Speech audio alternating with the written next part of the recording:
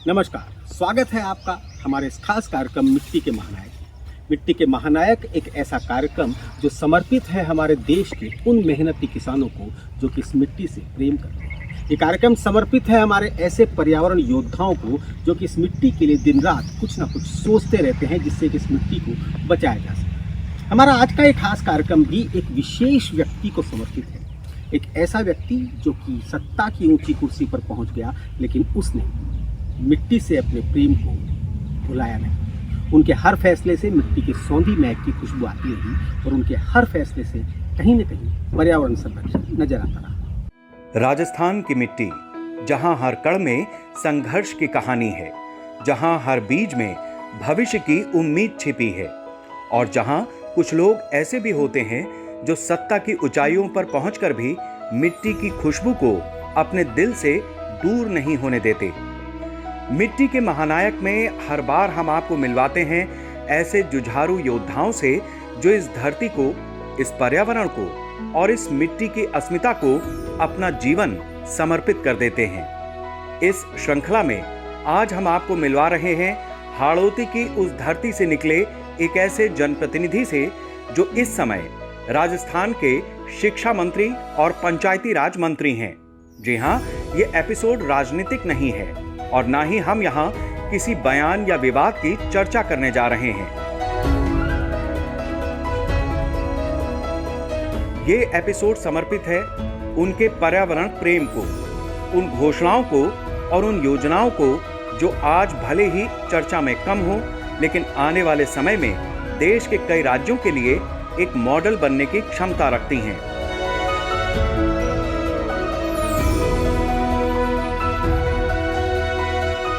हाड़ौती के एक बेहद साधारण और गरीब परिवार में जन्मे मदन दिलावर संघ के समर्पित कार्यकर्ता रहे हैं, इसलिए अनुशासन और देश की मिट्टी के प्रति समर्पण इनकी रग रग में बसा हुआ है। आज जब मार्च की शुरुआत में ही सूरज की तपिश अपने तेवर दिखाने लगी है, ऐसे समय में उन्होंने एक कठिन निर्णय लिया। निर्णय ये कि 4 दिन पूरा विधानसभा क्षेत्र और यात्रा पैदल, ताकि वो उन लोगों तक पहुंच सकें जो शायद उन तक नहीं पहुंच पाते। जहां लोग ऐसी कठिन यात्राएं अपने आराध्य के लिए करते हैं, वहीं मदन दिलावर कहते हैं, मेरी विधानसभा ही मेरे लिए चारों धाम है और यहाँ की जनता ही मेरा भगवान। जी हाँ, मिट्टी के महानायक हमारा वो एपिसोड है जिसमें हम आपको उन लोगों से मिलवाते हैं जो सफलता के शिखर पे पहुंचने के बावजूद भी अपनी मिट्टी से हमेशा जुड़े रहते हैं। उसी में इस बार की शख्सियत के रूप में हम आज एक जंगल वाले एरिया में हैं, एक ऐसे एरिया में हैं जहां चारों तरफ मिट्टी की खुशबू है और वहां पर मिट्टी का लाल अपने लोगों से, अपने विधानसभा क्षेत्र के लोगों से मिलने के लिए निकले हैं। जी हाँ, हमारे साथ मौजूद हैं इस समय सूबे के शिक्षा और पंचायती राज मंत्री मदन दिलावर जी। सर, बहुत बहुत स्वागत आपका। हालांकि हम आपके एरिया में आए हैं, कैसा लग रहा है सबसे पहली बात तो अपनी मिट्टी के साथ पैदल यात्रा करते हुए? बहुत अच्छा लग रहा है। मेरी 4 दिवसीय जनहिताय जन सुखाय पदयात्रा है। आज 3रा दिन है। सब लोगों से मिलने में आनंद आया है क्योंकि दूर दराज के जंगल के गांव हैं। यहाँ सामान्यतः जनप्रतिनिधि नहीं आते हैं, लेकिन मैं लगातार आता रहता हूँ, इनको सुनता रहता हूँ। पहली बार मैं पदयात्रा करते हुए आया।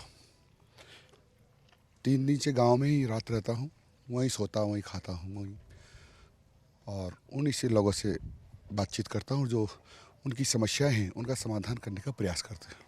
जी, अक्सर आप लोगों ने देखा होगा टीवी पर, अखबार में इनके जो बयान हैं उन पर बात होती है, इनकी जो योजनाएं हैं उन पर बात होती है, परंतु एक और ख़ास बात है जिस पर बहुत कम लोग बात करते हैं, वो है माननीय मंत्री महोदय के वो फैसले जो पर्यावरण की दृष्टि से बहुत महत्वपूर्ण हैं और जिन्हें लोगों के सामने आना बहुत ज़रूरी है। जब से पंचायती राज मंत्री बने हैं तब से इन्होंने कई ऐसे फैसले किए हैं। एक एक फैसले पर हम बात करेंगे, हम चलते हुए रह सकते हैं धीरे धीरे, हम एक एक फैसले पर बात करते हुए बात करेंगे। लेकिन सबसे पहले बात तो सर, अभी पिछले 3 दिन में क्या आपने नई चीज़ देखी यहाँ पे, या क्या बहुत ज़रूरी था जो आपको लगा कि हर जनप्रतिनिधि को इस तरह की पैदल यात्रा करनी चाहिए?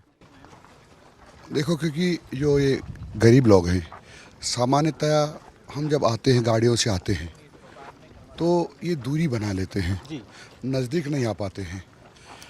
मैंने सोचा यदि पैदल पैदल चलेंगे तो सबसे बात होगी, जब पैदल चल रहे हैं तो नज़दीक से आके बात करते हैं, हमको बैठकर उनकी समस्याओं को वो समझाने की कोशिश भी करते हैं, हम समझाने का प्रयास करते हैं तो उसका समाधान निकलता है। अभी जैसे मैं बताऊं कि यहाँ छोटा सा गांव है, लेकिन 7 किलोमीटर दूर मतदान करने जाना पड़ता है। ये हमारे ध्यान में भी नहीं था, लेकिन आज हमने निर्णय किया है कि जसपुरा में हम नया मतदान केंद्र बनवाएंगे ताकि यहीं के लोग यहीं का मतदान करें। इसी प्रकार से किशनपुरा में उनको भी 3 किलोमीटर 4 किलोमीटर जाना पड़ता है मतदान करने, उनको भी वही मतदान केंद्र बनाएंगे। ये हो सकता है कि वोटों की संख्या कम हो, लेकिन चुनाव आयोग के निर्देश है कि 2 किलोमीटर से ज़्यादा किसी को भी वोट देने नहीं जाना चाहिए। तो ये होगा। फिर हम पूछते हैं तुमको सामाजिक सुरक्षा की पेंशन मिलती है क्या? नहीं मिलती है तो मेरे साथ अधिकारी हैं, उनको नाम नोट कराते हैं। नाम नोट करा के उनसे अपेक्षा अधिकारियों से कि सारी फॉर्मेलिटीज़ पूरी कराकर उनको आप सामाजिक सुरक्षा की पेंशन चालू करें। खाद्य सुरक्षा का जिन लोगों को लाभ नहीं मिल रहा, जो पात्रता रखते हैं, उनको भी हमारे साथ तहसीलदार नायब तहसीलदार चल रहे हैं, उनको भी नाम नोट करवाते हैं। उनको भी निर्देश दिए हैं कि वो सारी फॉर्मेलिटीज़ पूरी करा कर उनको दें। इसी प्रकार से प्रधानमंत्री किसान सम्मान निधि है और भी अनेक सारी योजनाएं हैं, पालनहार योजनाएं हैं, लाडो योजना है, मातृवंदना योजना है, अनेक प्रकार की योजनाएं हैं।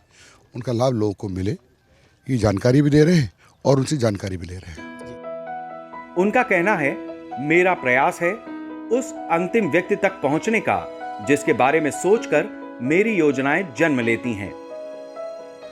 इसी पदयात्रा के दौरान जब ये यात्रा जंगलों के बीच से गुजरते हुए एक गरसिया बस्ती में पहुंची, तब मिट्टी के महानायक की टीम भी इस यात्रा का हिस्सा बनी और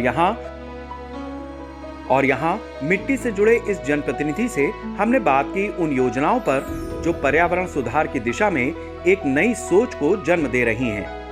आपका बहुत सारा क्षेत्र जंगल एरिया में, फॉरेस्ट एरिया में है, जैसे कि अभी हम बहुत ही बीहड़ से इलाके से अभी हम लोग आप तक पहुंचे हैं और आप भी इसी एरिया में लगातार ट्रैवल कर रहे हैं, करते भी रहे हैं। कितना ज़रूरी है इस दुनिया को बचाए रखने के लिए जंगलों का, इस मिट्टी का और इस पर्यावरण का शुद्ध होना? पर्यावरण की बहुत महत्ता है। पर्यावरण के बिना हम जिंदा नहीं रह पाएंगे, क्योंकि एक पेड़ बहुत कीमती है।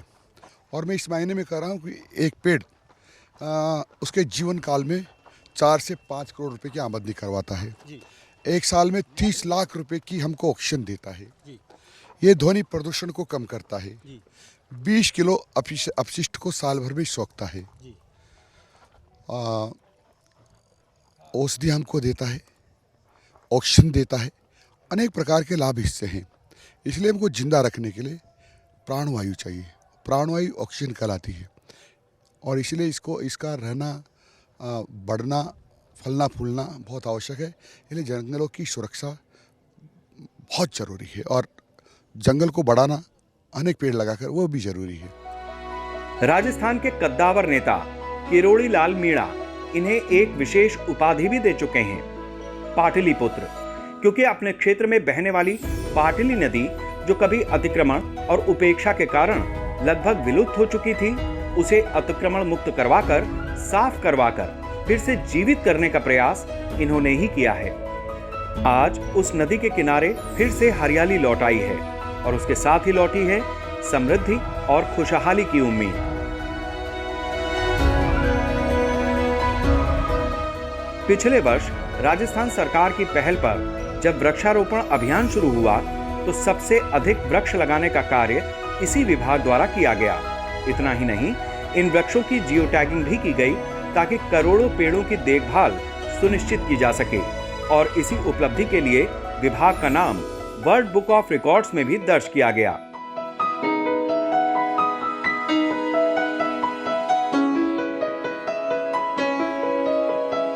पिछली बार आप हमारे दर्शकों को बता दें कि पिछली बार ऐतिहासिक काम इन्होंने किया था जो किसी विभाग ने नहीं किया। इन्होंने इतना वृक्षारोपण किया था इनके विभाग की तरफ से कि जिसे वर्ल्ड बुक ऑफ रिकॉर्ड में नाम मिला। क्या सर, क्या उपलब्धि थी वो?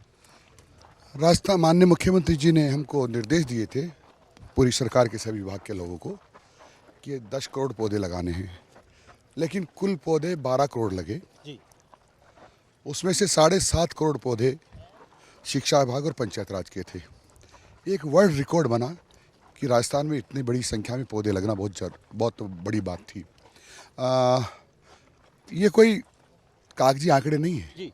हमने इसको जियो टेकिंग कराया है, जिसको हम आसानी से देख सकते हैं और कि हमारे पौधे की स्थिति क्या है।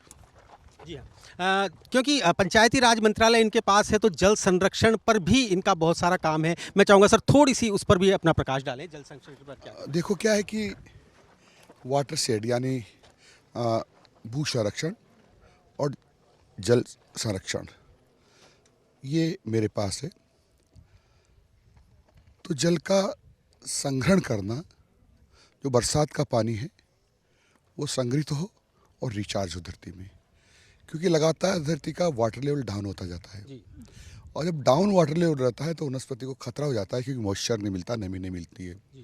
और इसीलिए उसका ज़रूरी हो गया है कि हम वाटर लेवल बढ़ाए रखें।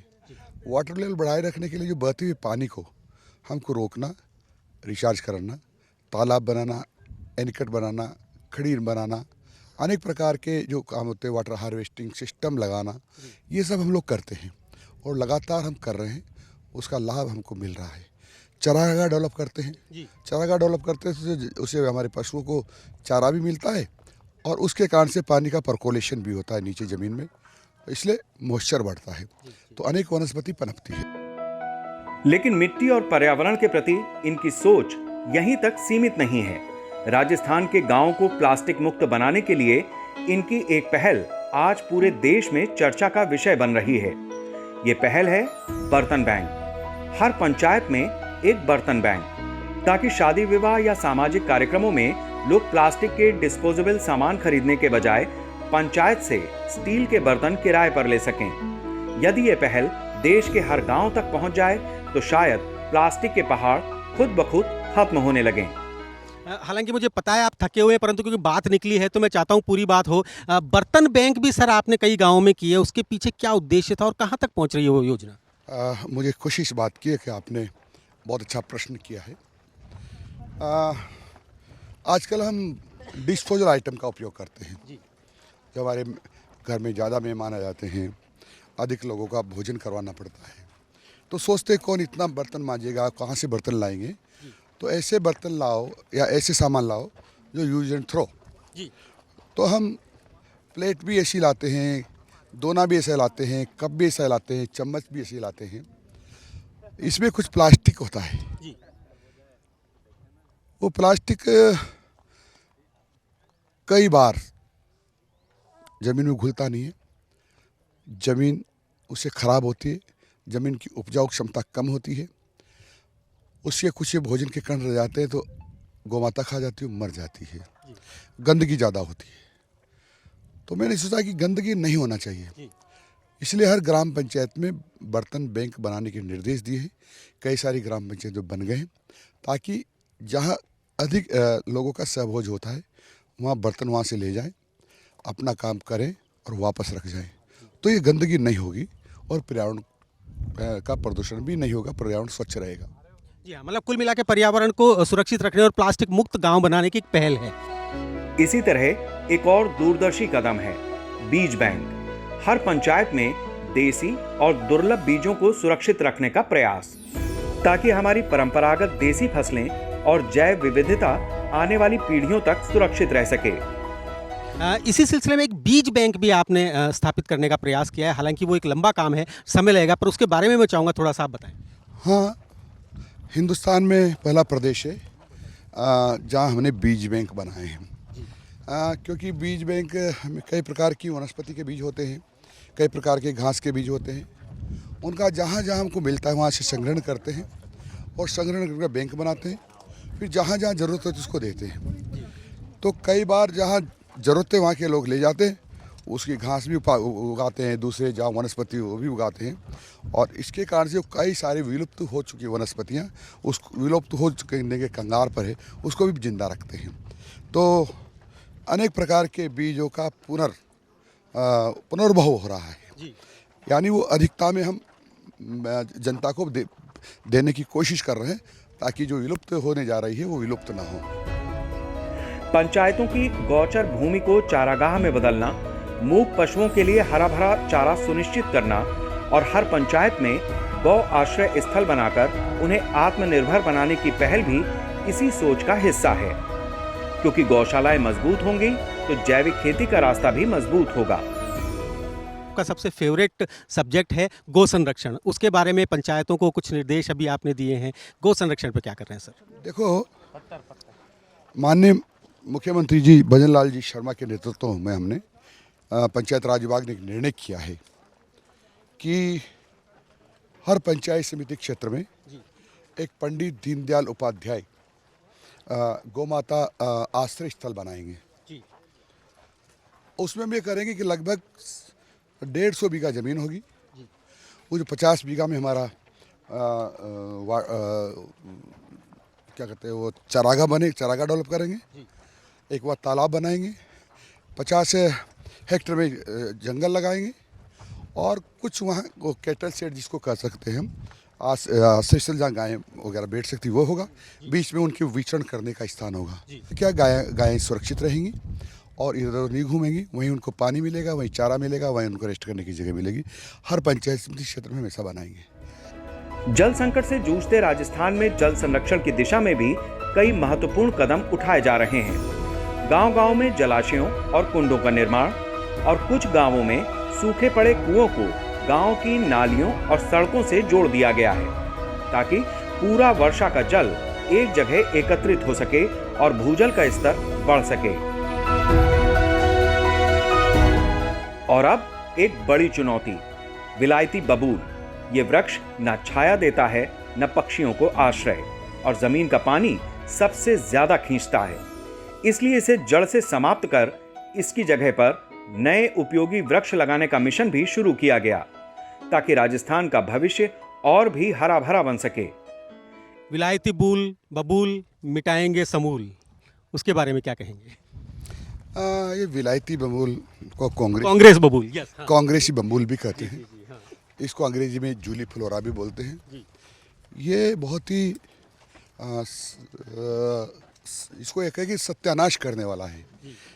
यानी इसके जहाँ उगता है उसके नीचे की ज़मीन जहरीली हो जाती है, वहाँ किसी प्रकार की वनस्पति नहीं पनपती है। इसकी जड़ें 10 मीटर गहरी होती है। ये 30 से 40 मीटर पानी रोज सोखता है। इससे वाटर लेवल भी डाउन होता है। इसकी फली और पत्तियों को जानवर खाते तो बीमार हो जाते हैं। इससे जो गैस निकलती है वो हम सबको बीमार करने में सक्षम होती है। तो यानी सब प्रकार से नुकसानदेह है और ये अरबों की संख्या में राजस्थान की धरती पर है। हमने विचार किया है कि इसका समूल नष्ट करेंगे। इसके लिए लगभग हम योजना बना रहे हैं, काफ़ी प्रगति पर है और बहुत ही जल्दी हम इसको साकार रूप देने वाले हैं। अभियान चला करके सभी विलायती बबूल यानी कांग्रेसी बबूल को राजस्थान से जड़ामूल से नष्ट करेंगे। मंत्री महोदय, मैं सिर्फ आपको जाते जाते ये बताना चाहता हूँ कि ये जो कार्यक्रम है जिसके लिए मैंने आपसे आज बात की, ये मिट्टी के महानायक के नाम से टीवी पर आधे घंटे का कार्यक्रम आता है, जिसमें जो भी लोग पर्यावरण के लिए काम कर रहे हैं उन्हें हम फीचर करते हैं। उसमें चाहे वो पर्यावरण योद्धा हों, चाहे वो कोई व्यक्ति हों, चाहे आपकी तरह के लोग हों। तो ये शायद पहले जनप्रतिनिधि हैं जिन्हें हमने इस कार्यक्रम में शामिल किया है। सर, बहुत बहुत धन्यवाद, बहुत बहुत शुक्रिया। इन सब के अलावा भी पंचायती राज मंत्रालय के स्तर पर ऐसी कई योजनाएं आकार ले रही हैं जो आने वाले समय में जल संरक्षण, पर्यावरण सुधार और प्लास्टिक मुक्त गांव की अवधारणा को एक नई दिशा दे सकती हैं। विरोध, आलोचना और राजनीतिक हमले, इन सब के बीच भी इन योजनाओं पर काम जारी है और अब इनके परिणाम धीरे धीरे धरातल पर दिखने लगे हैं। जी हाँ, मिट्टी के महानायक अर्थात वो लोग जो अपनी मिट्टी को भूलते नहीं हैं, वो लोग जो कि मिट्टी से जुड़े रहते हैं, वो लोग जो कि इस मिट्टी के लिए संकल्प, संघर्ष और समर्पण के लिए हमेशा तैयार रहते हैं। इस कार्यक्रम में हमने आपको आज मिलाया मदन दिलावर जी से। हमारे साथ में उनके विशेष अधिकारी सुनील दादी जी मौजूद हैं। आइए उनसे भी हम कुछ बात करते हैं। क्या इसे हम जल जंगल जमीन बचाओ यात्रा कह सकते हैं? जल जंगल जमीन और जवान और किसान और ग्रामीण सभी को बचाने की एक यात्रा है। अद्भुत 4 दिवसीय यात्रा है जो कि आज तीसरा दिन है और कल अंतिम दिन रहेगा। जो कार्य पर्यावरण के लिए मंत्री महोदय कर रहे हैं और जो आपके साथ मिलकर इसमें काफ़ी आपका सपोर्ट रहता है, मैं चाहूँगा संक्षेप में एक बार उन्हें सबको एक बार ये बताएं कि किस किस तरह के कार्य इस समय पर चल रहे हैं, जिससे कि उन्हें हम हमारे दर्शकों तक पहुंचा सके, पूरे हिंदुस्तान के लोग उसे देख सकें। अभी हम राजस्थान सरकार के माननीय शिक्षा एवं पंचायती राज मंत्री जी पंचायत मंत्रालय के थ्रू गाँवों में बहुत अद्भुत कार्य कर रहे हैं, जो कि अकल्पनीय कार्य थे। कुछ काम ऐसे हैं जैसे हमारी देशी गौ माता के संरक्षण का कार्य। माननीय मंत्री महोदय ने ये विशेष तौर पर ध्यान दिया कि ग्रामीणों के साथ साथ पशुओं का संरक्षण, उनके लिए चारागाह उपलब्ध कराना और जल संरक्षण के लिए उनके पानी पीने के लिए जलाशय उपलब्ध कराना, वह भी पंचायत की जिम्मेदारी है। राजस्थान पंचायती राज नियम 1996 के नियम 165 के तहत समस्त पंचायतों की ये जिम्मेदारी है कि वो चारागाहों को अतिक्रमण मुक्त कराए, तथा इसी नियम राजस्थान पंचायती राज नियम 1996 के नियम 170 के तहत ये भी पंचायतों का कर्तव्य है कि चारागाह विकसित करें एवं पशुओं के लिए चरने का चारागाह उपलब्ध कराएं। और नियम 172 के तहत ग्राम पंचायतों का ये कर्तव्य है कि वे जलाशयों का विकास करें तथा जलाशयों का संवर्धन संरक्षण कर पशु पक्षियों के लिए जल प्रबंधन की व्यवस्था करें। तो इस विषय पर भी माननीय मंत्री महोदय बहुत अच्छा कार्य कर रहे हैं और अधिकारियों को निर्देश दिए हैं कि इनका संवर्धन संरक्षण करें। और अभी जो हाल ही में एक गांव एक चारागाह हमारे माननीय पंचायती राज मंत्री जी ने जो निर्देश दे करके विकसित करवाएंगे 2026-27 में, प्रत्येक ग्राम पंचायत में प्रत्येक गांव में एक चारागाह विकसित करना पड़ेगा, जिसमें वहां के पशु चर सकें, चारा उगा सकें। पंचायत समिति स्तर पर पंडित दीनदयाल उपाध्याय चारागाह विकास आधारित गौ माता आश्रय स्थल की स्थापना की जाएगी। 85 लाख रुपए एक पंचायत समिति के स्तर पर खर्च होंगे, जिसमें चारागाह भी होगा, सघन वृक्षारोपण भी होगा, जल संरक्षण के लिए वहाँ फार्म पॉन्ड होगा, पानी पीने के लिए खेली होगी, चारा भंडारण कक्ष होगा और सर्दी बरसात में पशु बैठ सकें इसके लिए टिन शेड की व्यवस्था होगी। इस प्रकार का अद्भुत पर्यावरण के लिए जितने काम इस समय पर मदन दिलावर जी कर रहे हैं, इतने काम क्या आपको पंचायती राज में इससे पहले कभी हुए हैं? नहीं, मैंने मेरे जीवन काल में जो देखा है, किसी भी आज से पहले पशु पक्षी और पर्यावरण के लिए ग्राम पंचायतों ने इतना कार्य किया हो मुझे जानकारी नहीं है, परंतु माननीय मंत्री महोदय के निर्देश में इन सभी की चिंता की जा रही है। बहुत बहुत धन्यवाद। तो ये थे हमारे साथ सुनील दादिज जी, जो कि पंचायती राज मंत्री मदन दिलावर जी के विशेषाधिकारी हैं, जो कि खुद कृषि संकाय से हैं, कृषि विश्वविद्यालय से हैं और असिस्टेंट प्रोफेसर हैं। वो अपनी पूरी जोर लगाए हुए हैं कि जितनी भी योजनाएं हैं वो धरातल पर आएँ और समय से आएँ और उनका कुछ ना कुछ फ़ायदा अंतिम व्यक्ति तक पहुँचे। इनकी सभाओं में नाचते गाते गांव के लोग बताते हैं कि जो व्यक्ति सफलता की ऊंचाइयों पर पहुंचने के बाद भी अपनी मिट्टी से जुड़ा रहता है, जो विकास की बात करते हुए पर्यावरण की रक्षा को नहीं भूलता और जो सत्ता को सेवा का माध्यम बना लेता है, वही असली अर्थों में मिट्टी का महानायक कहलाता है। तो ये था हमारा आज का एपिसोड। अगले सप्ताह हम फिर हाजिर होंगे किसी नए मिट्टी के महानायक के साथ, आज ही के दिन, आज ही के समय। तब तक देश और दुनिया की बाकी खबरों के लिए देखते रहिए आज की।